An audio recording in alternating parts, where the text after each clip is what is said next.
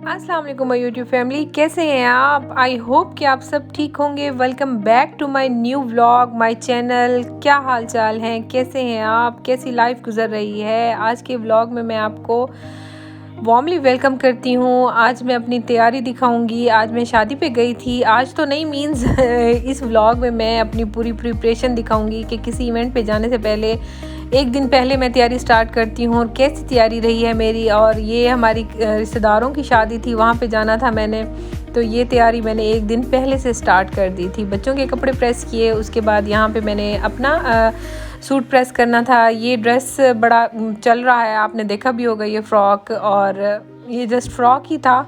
तो बाकी इसके साथ चीज़ें जो है ना वो मैंने खुद मैनेज करनी थी। और मेरे पास 2-3 किस्म के दुपट्टे रखे थे और वो मैं स्टोर से निकाल के लाई थी कि इस फ़्रॉक के साथ कौन सा दुपट्टा ज़्यादा अच्छा लगेगा। ये बिल्कुल शिफॉन का प्लेन दुपट्टा था, साथ में एक चुन्नट वाला दुपट्टा था गोल्डन कलर का, और इसके अलावा एक नेट वाला दुपट्टा था मेरे फैंसी ड्रेस के साथ। वो सूट मैंने अपनी सिस्टर की शादी पे पहना था। और जैसे ये फ़्रॉक मैंने ऑनलाइन ऑर्डर किया ना, तो जैसे ऑर्डर किया मैंने, मेरे जहन में था कि वो दुपट्टा ना, वो उस सूट का दुपट्टा इस फ़्रॉक के साथ बहुत अच्छा जाएगा।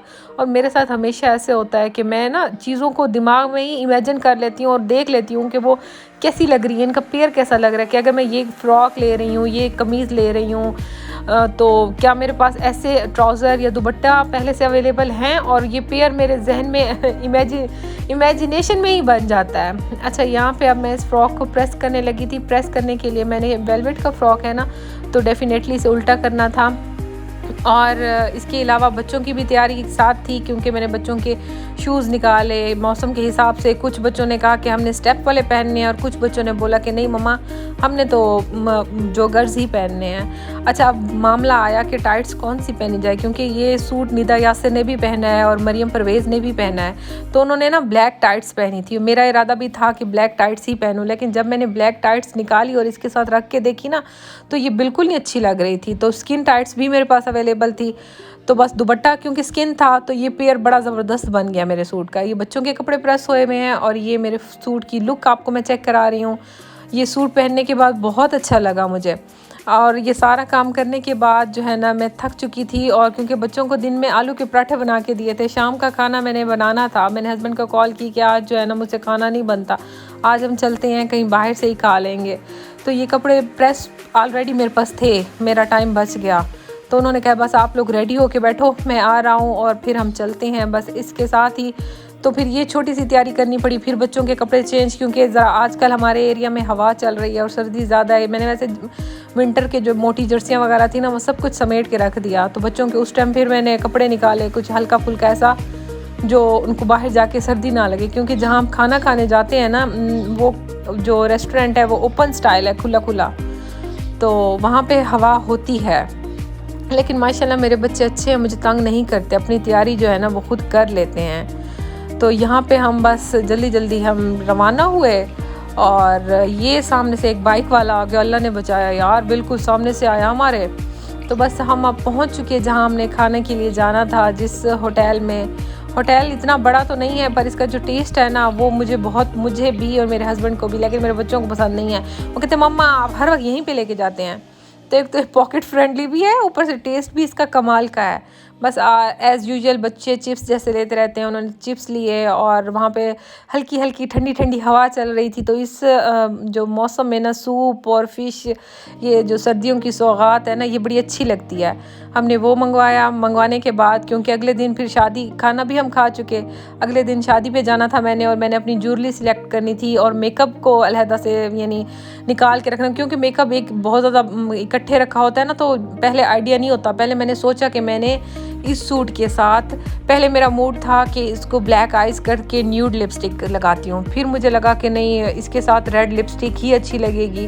फिर ये मेरे हाथ पे आप लोग देख रहे होंगे, मेरे पास 2-3 बल्कि 3-4 किस्म के रेड कलर्स हैं। उनके स्वॉचेस मैंने अपने ना पहले आर्म्स पे, इस पे हैंड पे चेक किए। फिर मैंने अपनी ज्वेलरी निकाली, और फिर पर्स, शूज़, ये सारी चीज़ें जो है ना सब मैंने डिसाइड करके रख दी कि एंड टाइम पे, क्योंकि मैं ज़रा हूँ ना थोड़ी सी लेज़ी हूँ मेकअप वगैरह के मामले में, मुझे हेयर्स स्ट्रेट करने पड़ते हैं, तो मुझे बड़ा टाइम लग जाता है।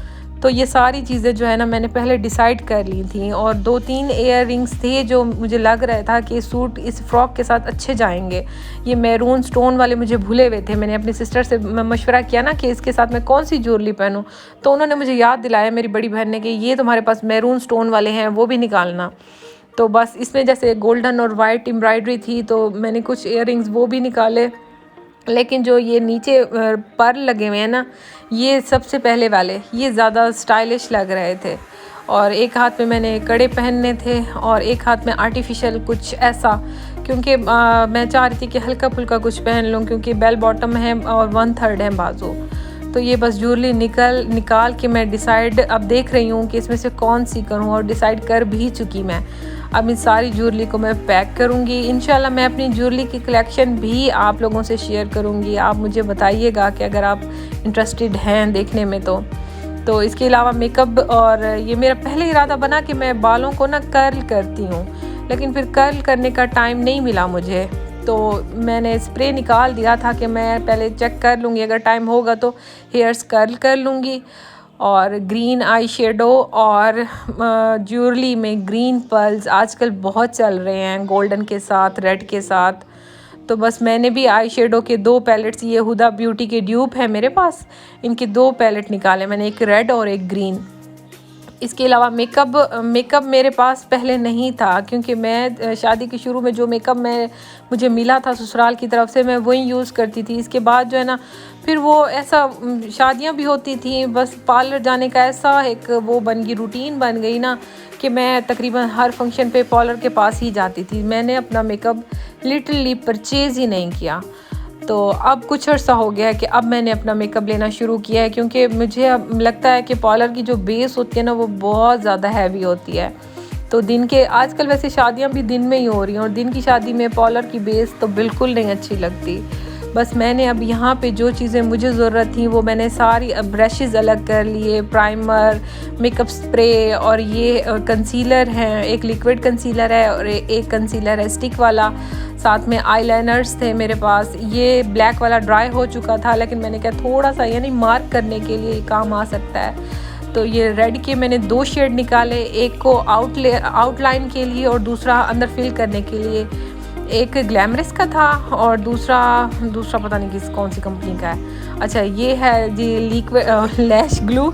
मैंने लैश लगाने की बड़ी कोशिश की, पर लैशेस मुझसे नहीं लगी। चलो, मैंने कहा वैसे इसकी प्रैक्टिस करनी चाहिए। मैं अब जो है ना टाइम निकाल के लैश लगाने की प्रैक्टिस ज़रूर करूँगी, क्योंकि ये लैश लगाने के बाद जो है ना वो आई मेकअप की जो लुक है वो बहुत ज़्यादा इन्हेंस हो जाती है। तो ये सारी चीज़ें मैंने अब आपको दिखा दी, और ये बास्केट मेरी बनी रखी है। और बास्केट जो है ना ये बस ऐसे ही उठाऊंगी और तैयारी करना मैं शुरू कर दूंगी। बच्चे स्कूल से आने ही वाले होंगे।